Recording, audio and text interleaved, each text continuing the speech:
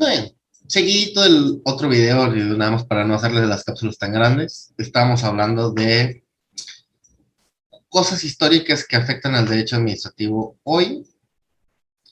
Comentaba un poco de cómo estaba la influencia de la división de poderes y cómo se conceptualizan en sus principios, en la forma en la que entendemos el control de la administración hoy, contencioso administrativo o el sistema judicial.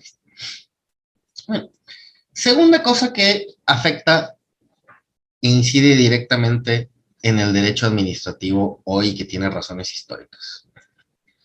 La segunda cosa es la influencia de Napoleón. ¿Por qué?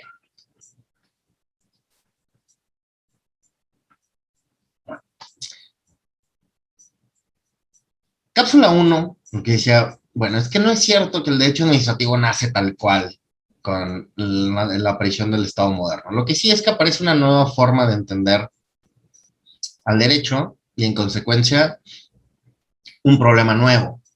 Habrá autores por ahí, García de Enterría ha criticado bastante esta idea como de que la administración pública como organización estaba ahí en los teóricos de la división de poderes. Es que no estaba claro que estuviera de origen ahí. Pero, digamos, si los teóricos de la división de poderes franceses tenían claros que debía existir el legislativo como origen de la voluntad popular y la soberanía popular, y el judicial para resolver problemas, pues sí aparece el problema de, bueno, ¿y quién se va a hacer cargo de ejecutar todo este relajo de leyes? ¿No? Y cuando se piensa en el Ejecutivo, se trata de pensar un poquito en, bueno, sí, alguien que dirija la ejecución de las leyes, pero ¿en qué se va a apoyar? Y hasta cierto punto, pues nace esta idea de la estructura de la administración pública, ¿no?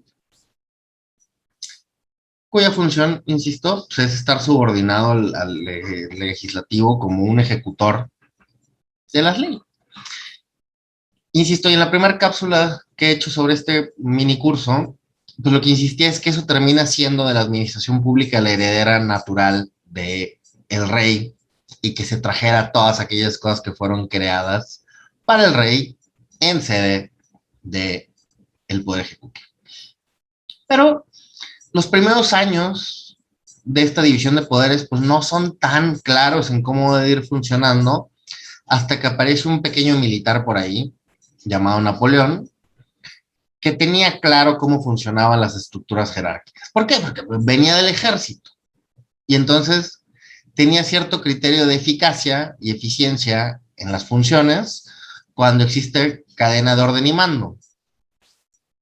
Y esa cadena de orden y mando implica pensar que no puedes estar al tanto de todo lo que se hace y tienes que confiar en que haya gente que lo haga abajo de ti. Y entonces Napoleón formalmente nos aporta una de las cosas que están menos valoradas en el derecho, o en el derecho público. Siempre se piensa en Napoleón y el Código Civil y su aportación al mundo del derecho en la medida del Código Civil, pero su influencia en el derecho administrativo es fuertísima porque es el primero que piensa la administración pública como una estructura jerárquica estructurada a la forma del ejército. Y se trae este sistema de grados con cadena de mando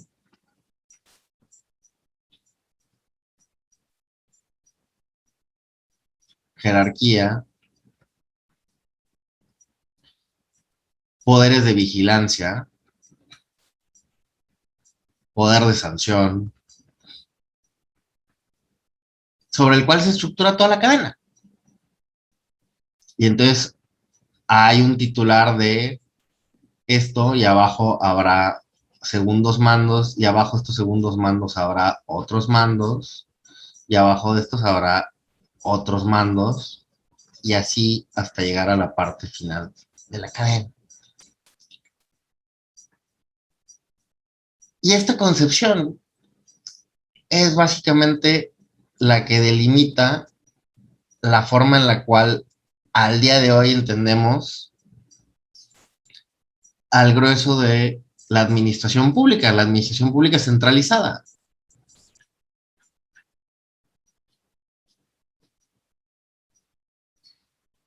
Y aquí la duda es como, bueno, ¿y tenemos otras formas de entender la administración pública? Pues claro que las tenemos, ¿no? El único problema es que estamos como muy estructurados con eso. Prueba a ser funcional, ha servido para ciertas cosas, pero pues nada impediría que pensáramos en la administración pública de otras formas. O sea, siempre se piensa en esta como cadena de mando, la jerarquía, los poderes de vigilancia, poder de sanción, poder de mando, etcétera, como si fueran inherentes. De nuevo, tiene una visión histórica. Y esa visión histórica está ahí en el momento en que un militar llegó a dirigir esto que el Poder Ejecutivo y decidió que había que organizarse como el ejército. Listo. Marcado totalmente por la historia y la explicación de por qué está ahí es histórica. Última cosa con la que me quiero quedar para efectos de pensar el derecho administrativo hoy a partir de la historia. Bueno, lo cierto es que esta estructura, la estructura administrativa, está íntimamente ligada al poder, ¿no? Hay un vínculo directo de administración pública con las estructuras políticas.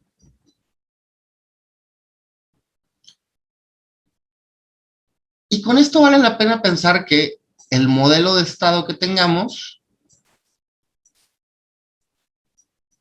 impacta directamente al modelo de administración que tenemos. ¿Y qué es importante pensar de la parte histórica en relación a esto? Bueno, muchos de los grandes principios de la administración pública y del derecho administrativo se piensan en el contexto en el que nacen. De nuevo, vamos a pensar que el nacimiento está en los 1800. Y esa administración pública responde a un modelo de Estado pensado en ese momento. ¿Qué es el Estado pensado en ese momento? Pues el Estado liberal. Un Estado que no interviene para nada en la vida privada. El famoso laissez-faire, laissez-passer. Dejar hacer, dejar pasar. Y el rol del Estado en la vida de la ciudadanía como no interventor. Entonces, esta administración pública claramente es una administración pública mínima.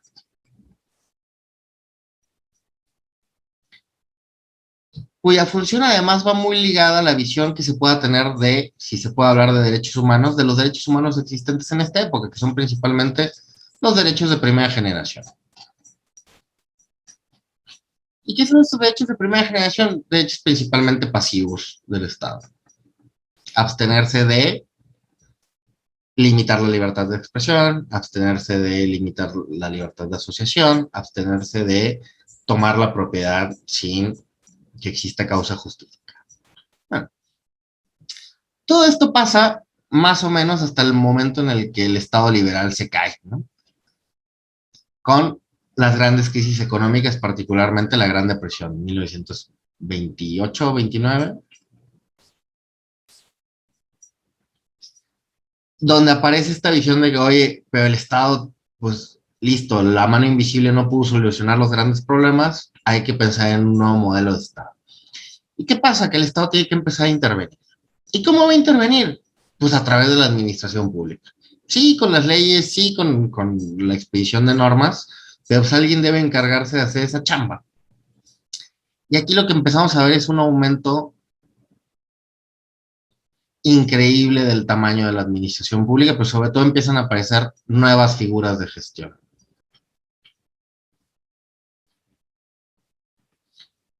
Principalmente aquellas que están dedicadas a los servicios públicos. ¿Y qué pasa con estas? Pues que no pueden resolver el modo de forma pasiva como se pensaba en su anterioridad. Aquí tenemos una administración pública prestacional principalmente. Entonces hay que pensar que el modelo de acto administrativo y el modelo de la organización administrativa ya no funciona este derecho administrativo. Y eso implica que la administración pública debe de gestarse de otra forma y el derecho administrativo adaptarse a esa forma. ¿Sí? ¿Y luego qué pasa? Pues bueno, este Estado, el Estado benefactor, empieza a entrar en quiebra porque es insostenible económicamente y aparecen los grandes teóricos del neoliberalismo, ¿no? Dice, oye, no, es que hay que reducir el Estado a su proporción realmente justa y necesaria, y el Estado se debe de liberar de todos aquellos ámbitos en los cuales interviene.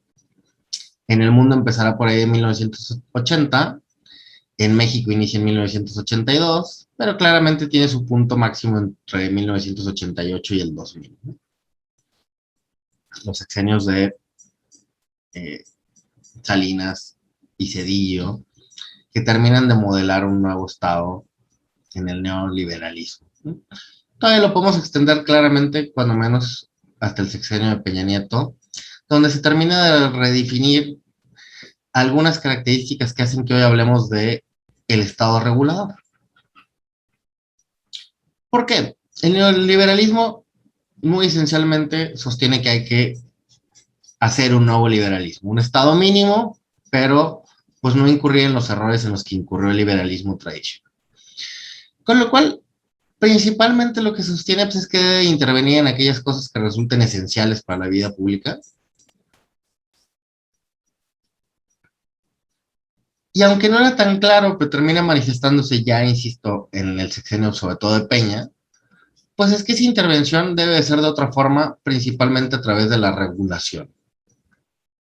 Ya aparece sobre todo esta figura tomada de los estadounidenses, que son las agencias reguladoras, los agencies. Ahora, insisto, a partir del sexenio de Peña Nieto, ya con agencias reguladoras de grado constitucional, la COFESE y el IFT. ¿Había otros modelos reguladores previos? Claro, el Banco de México. Pero por ahí había algunos que no tenían esta autonomía constitucional, pero existían. O sea, Profeco se podrá dudar, pero claramente es un órgano regulador existente desde los 70 todavía, ¿no? Pero ya luego empieza a aparecer la Comisión Nacional Bancaria de Valores, la Comisión Nacional de Seguros y Fianzas. eh, por aquí hoy quizá podemos hablar de Conducef, con características dentro de la administración pública. Y estos modelos sobre todo lo que implican es que pensemos nuevos valores de la actividad administrativa, principalmente el valor de la expedición de normas. Y normas que ya no pueden ser estudiadas bajo el clásico principio de jerarquía normativa, el principio de subordinación jerárquica del reglamento a la ley. La actividad reguladora de la administración pública tiene otros enfoques y otros alcances, que se pueden ver claramente, sobre todo en la jurisprudencia de la Corte sobre el Estado regulador, eh, ya con fallos del 2014-2015. Bueno, ¿qué lección nos deja esto para el derecho administrativo hoy? Bueno, que la administración pública siempre es un fenómeno bien ligado al poder público. Y esto no nos debería dejar con la errónea visión de que la administración pública depende del poder público, sino la adaptación de su función sí depende mucho del modelo de Estado. Creo que la función del derecho administrativo debe ser discutir cuándo esa actividad es válida o inválida en términos de la Constitución. Pero su forma de actuación al final del día vendrá justificada desde el modelo estatal. Para mí es importante porque significaría que en ciertos momentos habrá cosas que podamos considerar válidas de acuerdo al concepto estatal que tengamos y la actividad del Estado, y habrá momentos en los cuales esa actividad no sea válida porque el modelo de Estado cambió. Interesante que lo que hay que salvaguardar acá, y sobre todo pensarlo en tiempos actuales y modernos, es que debe haber ciertos derechos esenciales, inherentes a las personas, a los seres humanos, que no podrían ser avanzados en estos modelos de administración pública. Creo que la discusión hoy es dónde están esos límites a la administración pública a partir de los derechos humanos. Bueno, estas tres cosas serían las tres cosas que yo rescataría del impacto histórico, de las cosas que han pasado en la historia del derecho administrativo con el derecho administrativo hoy. y lo que nos permitiría acercarnos a ya el primer tema del derecho administrativo, que son las fuentes. Entonces, espero que les haya gustado. Ya saben, sus comentarios aquí en el chat y cualquier cosa estoy a sus órdenes.